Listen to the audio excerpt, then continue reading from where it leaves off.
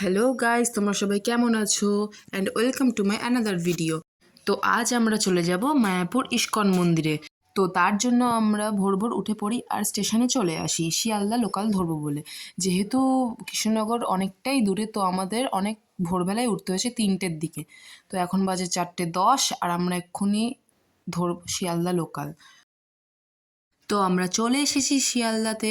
তো এখানে এসে ফার্স্টেই আমি ঢুকে পড়েছিলাম একটি জলখাবারের দোকানে। যেহেতু আমরা অনেক ভোরবেলা বেরিয়েছি, তো আমাদের কিছু খিদে পেয়ে গেছে, আমারও খুব জোরে পেয়েছে খিদে।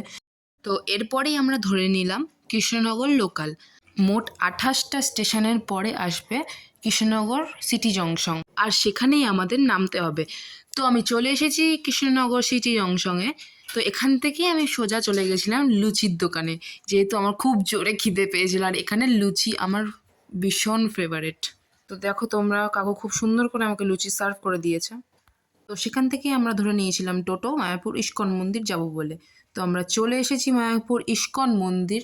তো তোমাদের ভিডিওটা কেমন লাগলো জানাও, আর অনেক অনেক সাবস্ক্রাইব অ্যান্ড লাইক করে দাও। আর দেখা হচ্ছে পরের ভিডিওতে। টাটা। I begin to